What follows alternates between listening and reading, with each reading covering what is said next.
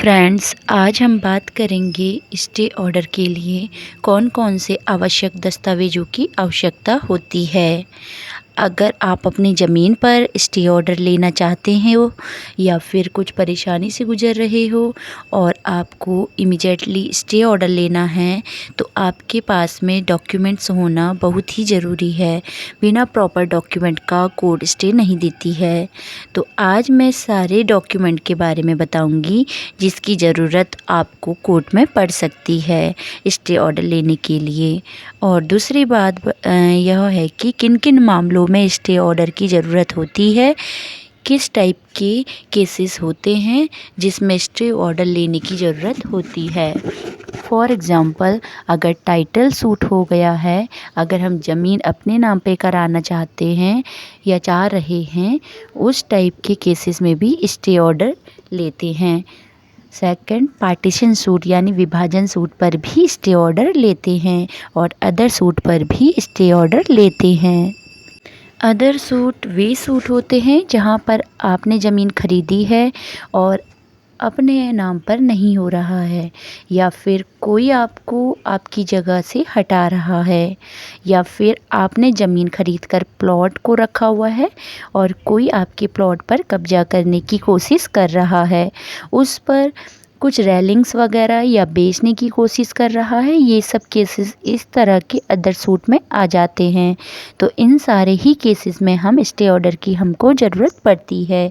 और जब भी आप स्टे ऑर्डर के लिए कोर्ट में अप्लाई करते हैं तो या स्टे ऑर्डर फाइल करते हैं, तब कोर्ट कुछ डॉक्यूमेंट्स को मांगता है। अगर वो सारे डॉक्यूमेंट्स आपके पास हैं और आपने स्टे ऑर्डर फाइल में लगाया है, तो 100% गारंटी है कि आपको स्टे ऑर्डर मिलेगा ही मिलेगा।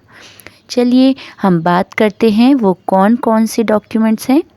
और दोस्तों, वीडियो लास्ट तक देखिए क्योंकि मैं दस्तावेज़ों के बारे में बताने वाली हूँ। सबसे पहले इम्पोर्टेंट बात यह है कि आपको फ़ोटोग्राफ की आवश्यकता होगी, वो भी उस ज़मीन की जहाँ पर कब्जा जैसी ज़मीन पर आपको स्टे चाहिए। ये किस तरह की फ़ोटोग्राफ हो सकते हैं? उस ज़मीन पर कंस्ट्रक्शन होता हुआ, यानी कि कोई आपकी ज़मीन पर कंस्ट्रक्शन हो सकता है या बिल्डिंग पर भी कंस्ट्रक्शन हो सकता है, इस तरह की आपको फ़ोटोग्राफ चाहिए। या कोई आपकी ज़मीन पर रेलिंग डालने की कोशिश कर रहा है या शेड डालने की कोशिश कर रहा है, उसका भी आप फ़ोटोग्राफ लेकर रखिएगा। आपकी प्रॉपर्टी को अगर कोई डिस्ट्रॉय करने की कोशिश कर रहा है, तोड़ रहा है आपकी प्रॉपर्टी को, या आपकी खाली पड़ी ज़मीन पर उस पर गड्ढा करके मिट्टी उठाकर ले जाया जा रहा है, किसी भी तरह का डिफेस करने की कोशिश कर रहा है, तो आप उसका फ़ोटोग्राफ ज़रूर ले लीजिए। जैसे मैंने बोला, ज़मीन को खोदने की भी कोशिश की जा रही है। जब भी आप ये फ़ोटोग्राफ लेंगे, सबसे इम्पोर्टेंट चीज़ आपको याद रखने वाली बात है, वो है कि फ़ोटोग्राफ के साथ साथ उस दिन का न्यूज़पेपर भी अपने हाथ में ज़रूर रखिएगा।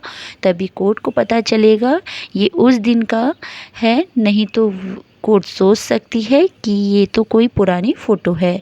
इसलिए आप लोग डेट मेंशन करेंगे कि पिटीशन की ये डेट में उस व्यक्ति ने मेरी प्रॉपर्टी में इस तरह से छेड़छाड़ किया था।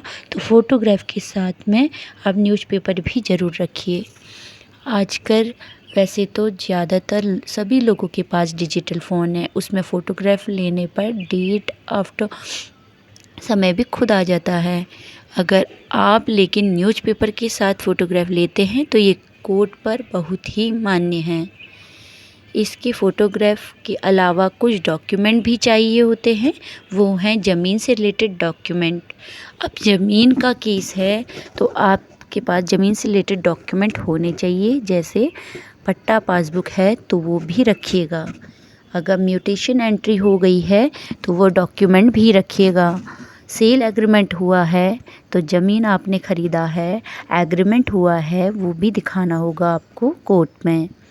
कोई भी sale agreement, sale deed, gift deed या विल या ऑर्डर कॉपी, कोई भी नोवेल कोर्ट की कॉपी है, इस ऑर्डर पर भी स्टे की ज़रूरत पड़ सकती है। यानी पड़ती ही है। ये लैंड से रिलेटेड डॉक्यूमेंट है, इनकी स्टे लेने में ज़रूरत पड़ती ही पड़ती है।